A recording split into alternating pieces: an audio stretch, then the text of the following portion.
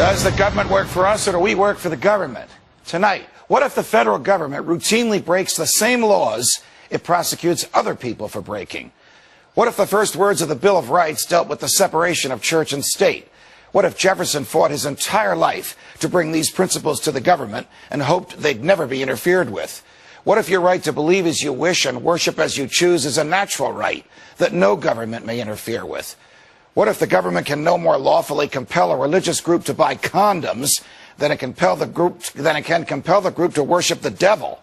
What if the American people really know that we all have the right to be left alone and worship in the manner of our own choosing? What if the money of a religious organization belongs to it and not to the government? What if members of religious groups have the natural right to spend the group's money only on the things they believed in?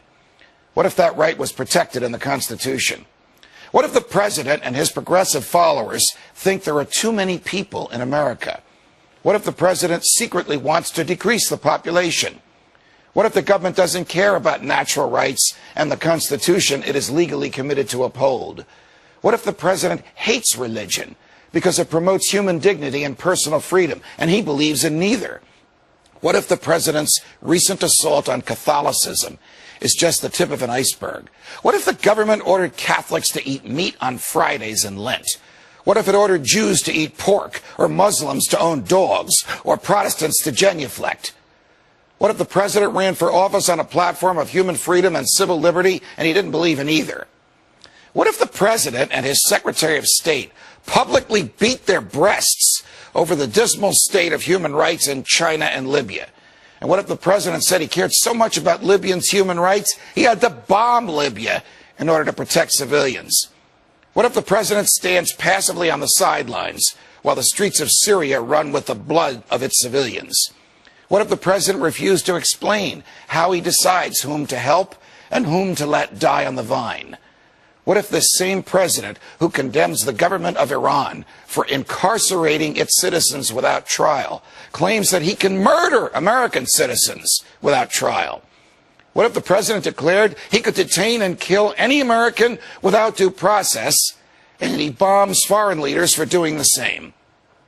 What if the president pretended that he is an inheritor of the legacy of Dr. Martin Luther King Jr., at whose hands no one died?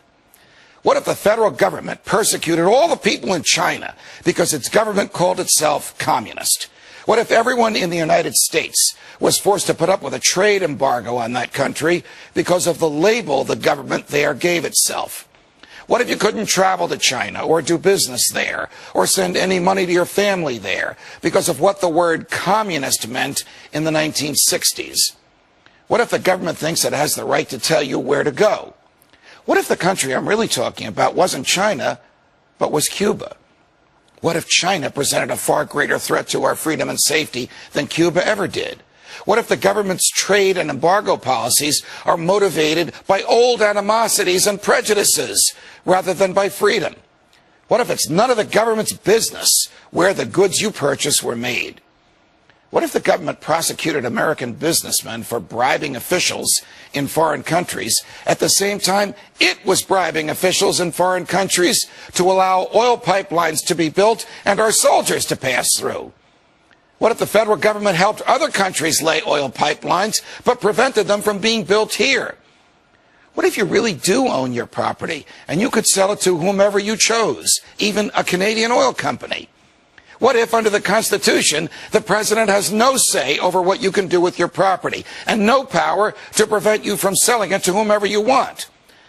What if the government bribed the poor with welfare and the middle class with tax breaks and the rich with subsidies?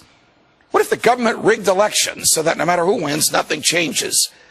What if a presidential candidate offered positions of power to public officials without their knowledge? What if those public officials endorsed that candidate and then the media trotted out the endorsement as if it was something we should take seriously?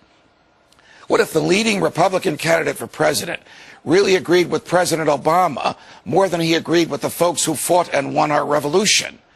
What if that candidate, who argues against the right of the government to manage health care, secretly believes the government can manage health care?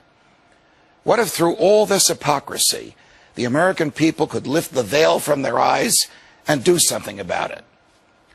What if it's too late? From New York, defense